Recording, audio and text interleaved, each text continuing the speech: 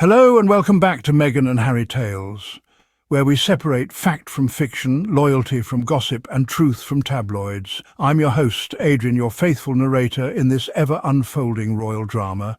And today, we dive into a bombshell story that's been dressed up as history but smells suspiciously like yesterday's spin. 5 years after Megxit rocked the royal family and nearly 3 years since the world lost Queen Elizabeth II, royal biographer Sally Bedell Smith has published what she claims are never-before-heard revelations. Allegedly, the late monarch feared Harry was besotted and weak and had deep doubts about Meghan Markle from the start. But what's the truth behind these so-called insider quotes?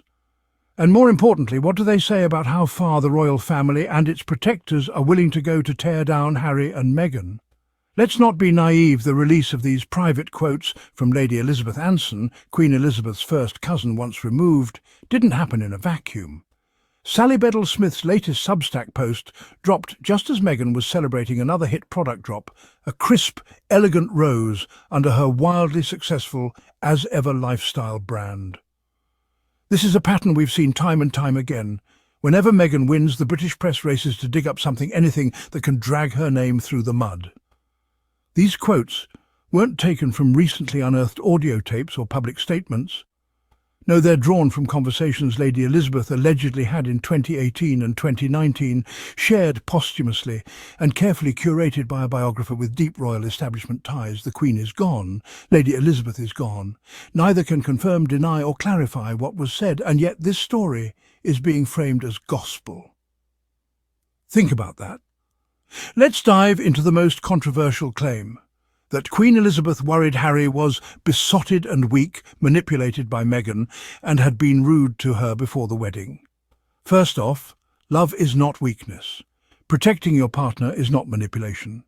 And standing up to palace pressure, especially when it harms your loved ones, is not rudeness, it's leadership. Prince Harry has never been weak.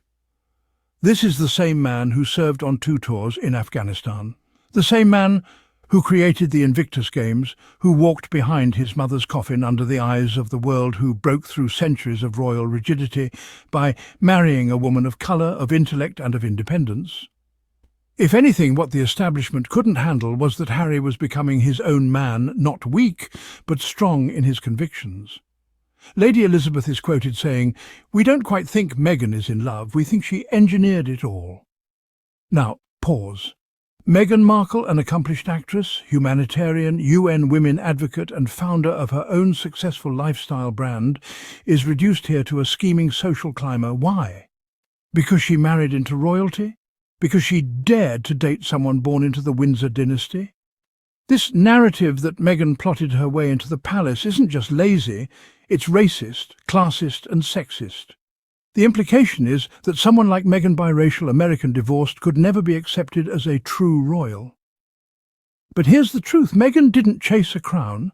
She fell in love with a man and paid a price for it few could have imagined. Let's revisit another supposed bombshell, that Meghan upset the Queen by refusing to show her the wedding dress design during a tea, that she complained about the chapel's musty smell, that she requested it be sprayed with scent guns before guests arrived. Dear viewers, are we really doing this again? Let's start with the dress. Meghan's Givenchy gown was a global moment, simple, symbolic and powerful. The veil, embroidered with 53 Commonwealth flowers, was a tribute to the institution she was entering. The idea that she wouldn't share the design details is hardly scandalous. It's privacy, it's suspense, it's wedding etiquette. And the scenting of the chapel, that standard practice at high-end events. Are we seriously demonising Meghan for wanting her wedding space to smell nice? This wasn't diva behaviour. It was basic event planning. But in the royal sphere, where Meghan was scrutinised for everything, even a spritz of fragrance was twisted into entitlement. Let's talk about those nicknames. Me Gain, Duchess Difficult. These weren't harmless jabs, they were part of a coordinated effort to alienate Meghan, to portray her as ungrateful, pushy and unworthy. And they weren't just coming from tabloid editors. They came from palace insiders, courtiers, who saw Meghan's independence not as a strength, but as a threat. The irony: Meghan worked harder than most new royals. She took on patronages, showed up for engagements, gave impassioned speeches and was adored by crowds, particularly in the Commonwealth. But the more she shined, the more the palace panicked, and thus the smear campaign began. One quote from Lady Elizabeth revisits the infamous "Who Made Who Cry" story about Meghan and Kate. It suggested again that Meghan upset Kate over Princess Charlotte's bridesmaid dress. But Meghan herself clarified this during the Oprah interview. Kate made her cry, and then, to her credit, Kate apologised. Meghan forgave her. The two moved on. But the press never let it go. Why? Because it serves a narrative. Kate the saint, Meghan the saboteur.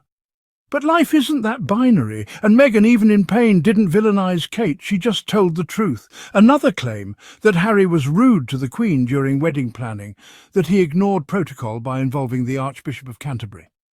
But consider Harry's position. The woman he loved was being torn apart by the press, unsupported by the institution, and second-guessed by people who barely knew her. If he was firm, even angry, perhaps it was because he saw what others refused to. Meghan was already being made the scapegoat for everything. And let's be honest, if Harry had sat back in silence, the same critics would now be calling him spineless. This isn't about rudeness, it's about resistance, and Harry chose love over tradition. When Meghan and Harry sat down with Oprah, the world heard their pain: racism, mental health struggles, isolation, betrayal. And how did the palace respond? With a cold, curt statement, "Some recollections may vary." Not a word of support, not even an acknowledgement that Meghan had asked for help and was denied. For a family that claims to value duty and dignity, their silence was deafening. The Queen's mantra may have been "never complain, never explain," but when silence allows injustice, it becomes complicity. Then came Spare Harry's searing memoir. It wasn't a revenge story, it was a reckoning. He spoke of grief, of being the spare, of being attacked by his brother, dismissed by his father, and left alone to protect his wife and children. And still he was vilified, not for lying but for telling the truth, for breaking the royal omerta. And when he lost his UK police protection, that was the final blow. The message was clear: you speak out, you get cut off, security, titles, even family. So where are they now? Meghan's brand is thriving. Her rose sold out in less than an hour. Her next product launch is already buzzed about globally. Harry continues his mental health advocacy, environmental work and veteran support through the Invictus Games and Archewell Foundation. They're building something real, something impactful, something outside the royal machine. And yet they're still hounded by stories from people no longer alive, through sources with clear agendas. Why? Because their existence outside the firm is the one thing the palace never planned for. Let's not forget who Sally Bedell Smith is, a long-time royal biographer with deep establishment ties. Her books often portray the monarchy with a rosy glow, downplaying conflict and scandal. Her Substack entry is titled Royals Extra and reads more like royal fan fiction than investigative journalism. These aren't archival documents. They're anecdotal quotes, filtered through elite bias and weaponized to shame a woman who dared to disrupt the monarchy's comfort zone. If Meghan is so irrelevant, why are they still talking about her? 5 years after Megxit, we're not just watching a feud, we're watching a transformation. Harry and Meghan didn't just step away, they exposed the cracks in the system, the racism, the rigidity, the reluctance to change. They didn't destroy the monarchy, they revealed that it's been crumbling from within. And as for the Queen's doubts, perhaps she had them. But history will judge not just what she thought, but what she did. And in the face of cruelty toward Meghan, her silence, sadly, said enough. So, my dear friends, the next time a so-called royal expert tells you Meghan was never trusted or Harry was too weak, remember this: the loudest critics are often the most threatened by change. And Meghan and Harry, they are change incarnate. This has been Meghan and Harry Tales, and I'm Adrian, reminding you that truth is stronger than tradition and love louder than legacy. Until next time, be well, be bold, and always question the crown.